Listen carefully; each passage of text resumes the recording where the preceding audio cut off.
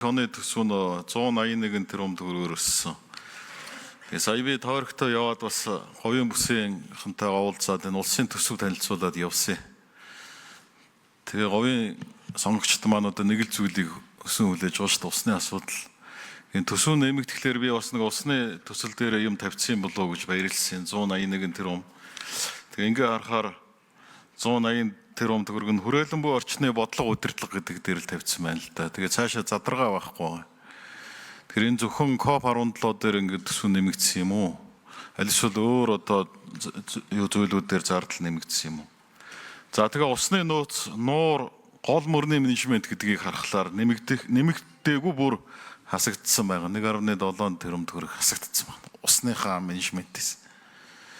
Тэгээ бид чинь сая 5 сарын 6-нд Орхон ангийн эхлэл цагаан бургастай төсөл гэдэл төслийн нэгж байгуулад их л баясгалантайгаар нээлттэй хийгээд л одоо усны энэ төсөл маань хөдлөлөө.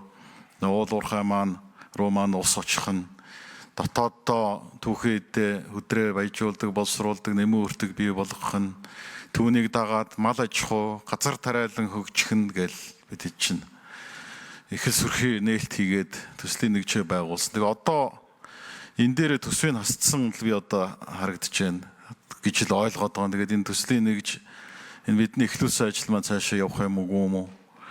Говийн бүсийн зөвлөлийн хурал анх дугаар зөвлөгөөнд сайншин дотод болсон хамгийн ихэнд л одоо энэ усны төслүүд гол нуур, хөв цөөрөм гэл одоо бид нар ийм л зүйлүүдийг ярьсан шүү дээ.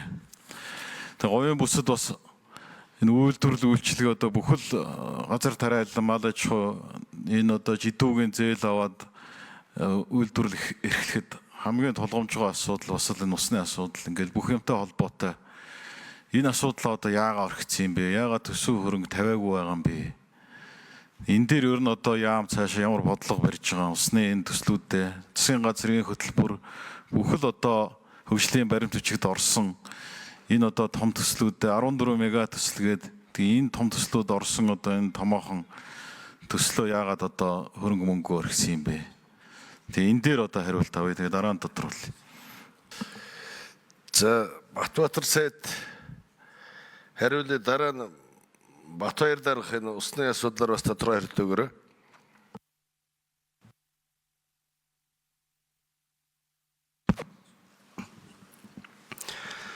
За энэ төсөв 442 тэрбум төгрөг гэдэг байгаль орчны сайд дээр том дүнгээр тэгж харагдаад байна. За энэний 229 тэрбум төгрөг нь COP17-г зориулагдсан төсөв. Тэр 180 тэрбум төгрөг гэдэг нөгөө урсгал болон хөрөнгө оруулалтын зардлаар 2 сарлаад тэгж харагдаж байгаа. 217 тэрбум төгрөг бол COP17 зориулагдж байгаа. 150 тэрбум нь барилга байгууламж, 67 тэрбум төгрөг нь тоног төхөөрөмж. Тэр тоног төхөөрөмжийн жагсаалтыг одоо үндэсний айлгуун зөвлөл, төрийн тусгай хамгаалалт, өндөр дэд хэмжээний зочид төлөөлөгчдийг авчирхад дээрээс нь тэр нөгөө аюулгүй ажиллагааны эднэргээд нүүбийн стандартын дагуу тоног төхөөрөмжийн жагсаалтаар гарч ирж байгаа үн байгаад байна. За одоо бид нар бол COP17-г буцаах аргагүй болсон шүү дээ. COP17-г Монголд өрөөд авч явах үедээ бодох ёстой байсан. Тэр үеэс ажилласан бол өнөөдөр ийм их мөнгө тавигдахгүйгээр шийдэж болох байсан. Одоо 330 хоног үлдсэн. Нүүбийн конвенцийн нарийн бичгийн дарга нартай гэрээ хэлцээрээ байгуулсан газар нутгаа хурал болох зохион байгуулагдах газар талбайд координатыг нэгээд сонголтыг хийлгүүлчихсэн. Бид өөрсдөө хурлын заалны хурал болох газрын сонголтыг өөрсдөө хийгээгүй. Нүүбийн зөвлөлтийн конвенцийн газрын нарийн бичгийн дарга нарын газраас ирээд Монгол улсын засгийн газартай гэрээ хэлцээрээ хийчихсэн. Тэгэхээр ийм нөхцөл байдал дотор орж байгаа. Тэгээд тэр усны хөрөнгө оруулалт, усны зардлууд хасагдсан уу гэвэл хасагдсан. Өөрөөр хэлж байгаа нь усны газар дээр өнгөрсөн онд энэ 25 онд 3.2 тэрбум төгрөг тавигдаж байсан бол 26 онд 2.3 тэрбум болж байгаа. 2.3 тэрбумын 2 тэрбум нь эгийн голын усан цахилгаан станцаас судалгаа шинжилгээгээд энэ шинжлэх ухааны хүрээлэн рүү шилжиж байгаа төрийн байгууллага. Үндсэндээ 390 сая төгрөг болж хасагдсан. 3.2 тэрбум тавигддаг байсан төсөв. Нийтдээ бол өнгөрсөн гэдэг чинь 25 он хэлж байгаа шүү дээ. 47.9 тэрбум төгрөгөөр байгаль орчны сайдын төсөв хоригдсон байгаа. 47.9 гэдэг чинь 48 тэрбум төгрөгөөр гэсэн. 268 тэрбум байсан төсөв 213 тэрбум болж хасагдсан. Тэр одоо хөрөнгө оруулалтын зардал дээр 30 тэрбум байгаагийн 20 тэрбум нь 2 радард зориулагдчихж байгаа. 97 онд энэ морин толгой дээр тавигдсан Япон улсын тусламжаар тавигдсан радар аянган цохиулаад Монгол улс нэг ширхэг радарг болсон. Монголчлоо засцсан байгаа. Тэгээ 2 радар нь 20 тэрбум төгрөгийн үнэлгээтэй нийлээд. Тэгэхээр үндсэндээ байгаль орчны салбар бол төсвийн дөрөлтөд бол нэлээдгүй орсон. Дээрээс нь энэ жил бол нэлээдгүй үр төлбөр тавигдж байгаа салбар дундаа зохицуулт байж үр төлбөр эзэгцлээ гэдэг байдлаар ажлын хэсэг байгуулад зарим төсөл хөтөлбөр алийн зогсоох, алийн хөдөлгөхийн энэ чиглэлд нь анхаараа гэдэг ажлын хэсэг байгуулад ажиллаж байгаа. Цаг уур орчны тэр охидоо суманд байдаг төвүүд бол одоо хүүт ороход гал түлээ босоод энэ олон зардлууд нь интернетийн зардал ч гэсэн байхгүй байгаа. Чин цаг уурын мэдээ газар болгоноос энэ 300 сумаас интернетээр ирж байгаа. Интернетийн төлбөр нь байхгүй. Ингээд салбар донд үүсэж байгаа үр төлбөрийг зэгцлэхээр бид нар бол ажиллаж байгаа.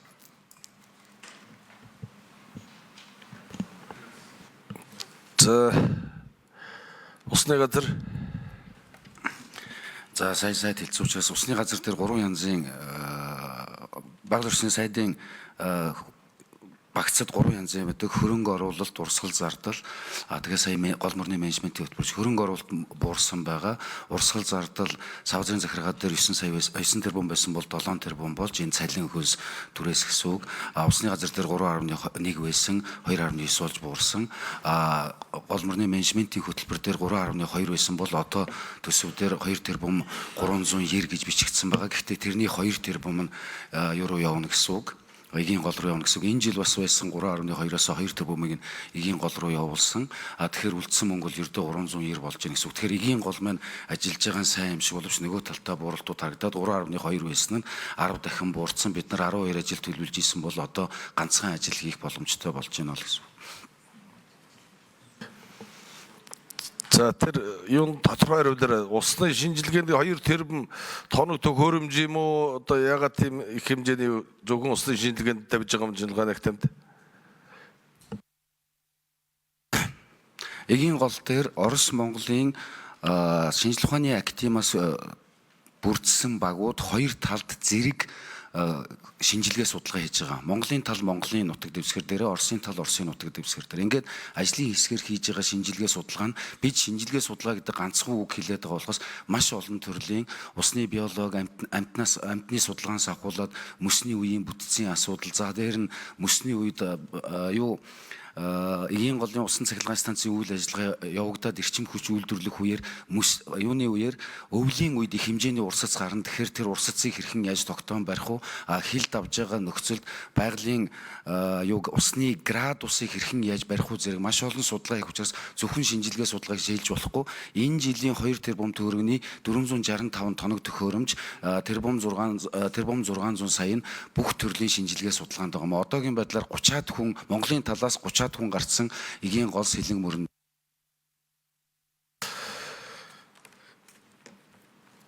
Наранбаатар гişin тодруулъя.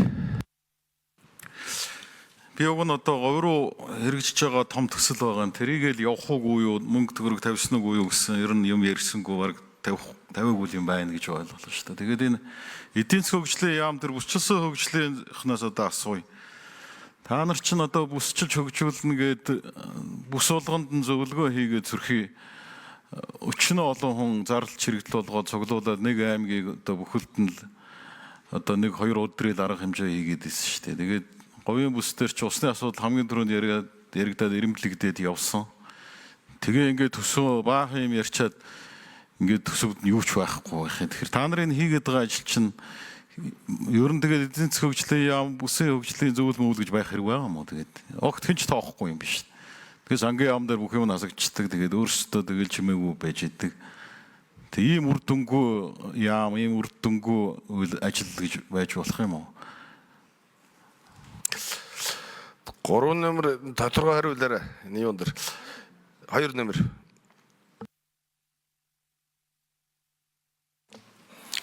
За Батбян шадар сайдын ахлах зөвлөх.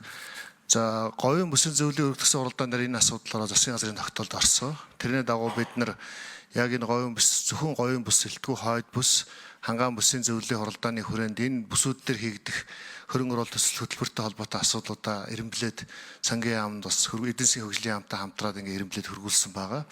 За энэтэй холбоотой асуудал дээр энэ эдийн засгийн одоо нийгэм эдийн засгийн хөгжлийн одоо нөхцөл байдал, төсөв санхүүгийн хүндрэлтэй байдлаас холбогдуулаад энэ жил бол энэ шинэ төсөл хөтөлбөрүүдийг санхүүжүүлэх асуудлыг бол бүхэлдэн сангийн яам бол хассан байгаа. Шинэ ямар ч одоо яг нийгэм эдийн засгийн одоо гол юм амин чухал салбараас бус газрууд дээр бол ингээд хасцсан явж байгаа. Тэрнээс бус одоо төсөл хөтөлбөрүүдийн ирэм дараагийнхаа дагуу байж байгаа. Бид нар бас зарим нэг зураг төсөв техник эдийн засгийн үндэслэл боловсруулах ажлаа бол зарим нэг ажлаа амжуулсан. Одоо 24-25 оноос хойш онд амжаад явж байгаа зарим нэг ажлуудын хөрөнгө татагдсан 6 сарын 1-ээс өмнө амжаагүй